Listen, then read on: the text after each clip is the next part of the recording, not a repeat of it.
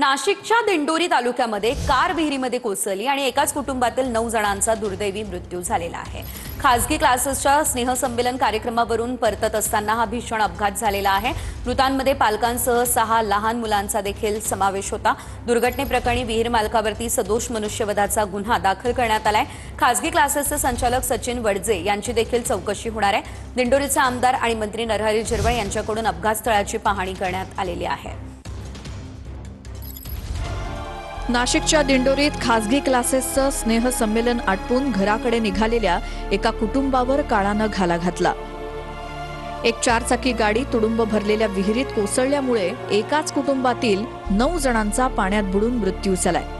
मृतांमध्ये 6 विद्यार्थी आणि पालकांचा समावेश आहे। कार ज्या विहिरीत बुडली त्या विहिरीची मंत्री गिरीश महाजन आणि मंत्री नरहरी झिरवळ यांनी पाहणी केली। खरं म्हणजे घटना अतिशय गंभीर आहे। आणि मला तर आश्चर्य वाटलं की इकडनं रस्ता आहे, तिकडनं रस्ता विहिरीला खेटून आणि मध्येच विहीर आहे। असं कसं होऊ शकतं? याची सगळी चौकशी केली जाईल। ज्यांची विहीर आहे समोरच ते राहत आहेत त्यांच्यावर सुद्धा रितसर गुन्हा दाखल झालेला आहे। अशी मधोमधी विहीर आहे, त्यामुळे तो निर्णय आम्ही या ठिकाणी घेतलेला आहे। ती विहीर आम्ही त्या ठिकाणी बुजून टाकतो। त्यामुळे मुख्यमंत्री महोदयांची मी आत्ताच आपल्यासमोर बोललेलो आहे आणि त्यांनी प्रत्येक जे कुटुंबीय आहेत सगळे मृत आहेत त्यांच्या नातेवाईकांना 5-5 लाख रुपये देण्याची घोषणा, मदत देण्याची घोषणा या ठिकाणी केलेली आहे। त्यांच्या घराला त्यांनी कंपाऊंड केलंय आणि मग विहिरीला का कंपाऊंड करू नये किंवा नगरपालिकेची जबाबदारी होती का त्यांनी संरक्षण त्या ठिकाणी करायला हवं होतं। त्याच वेळेला ते व्हायला पाहिजे होतं पण झालेलं नाही। ते त्याच्यावर विहीर मालकावर तसा गुन्हा दाखल केलेला आहे। या प्रकरणी विहीर मालकावर गुन्हा दाखल करण्यात आलाय। प्रशासनाच्या आणि विहीर मालकाच्या हलगर्जीपणामुळे 9 जणांचा बळी गेल्याचा आरोप गावकऱ्यांनी केलाय।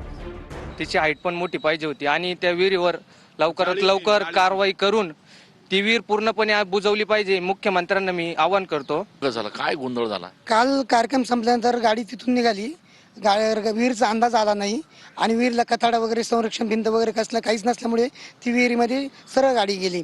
स्थानिकांच्या माहितीनुसार जर तिथं वारंवार अपघात होत असतील तर प्रशासनाने पूर्वीच तिच्यावरती कारवाई करणे गरजेचं होतं। आज हे 9 निष्पाप जीव गेले नसते आणि आज जे निष्पाप जर गेलेले त्याला तेवढं जबाबदार सरकारी यंत्रणा पण आहे। विहीर पाण्यानं भरलेली असल्यानं बचाव कार्यात मोठे अडथळे आले।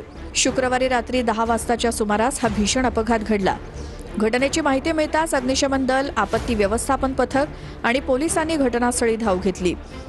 3 क्रेनच्या साहाय्यानं रात्री 12 वाजता ही गाडी आणि मृतदेह विहिरीतून बाहेर काढण्यात आले।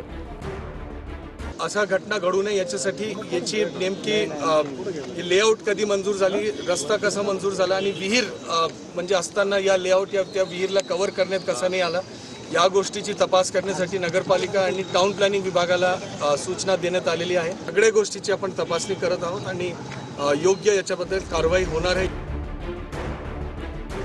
अपघातातील मृतांची नावं सुनील दत्तात्रय दरगोडे वय वर्ष 32, रेश्मा सुनील दरगोडे वय वर्ष 32, आशा अनिल दरगोडे वय वर्ष 32, गुणवती सुनील दरगोडे वय वर्ष 11, श्रेयस अनिल दरगोडे वय वर्ष 11, श्रावणी अनिल दरगोडे वय वर्ष 11, सृष्टी अनिल दरगोडे वय वर्ष 14, समृद्धी राजेंद्र दरगोडे वय वर्ष 7 आणि श्रद्धा अनिल दरगोडे वय वर्ष 13। या एकाच कुटुंबातील 9 जणांवर अंत्यसंस्काराची वेळ आल्यामुळे गावात शोकाकुल वातावरण आहे।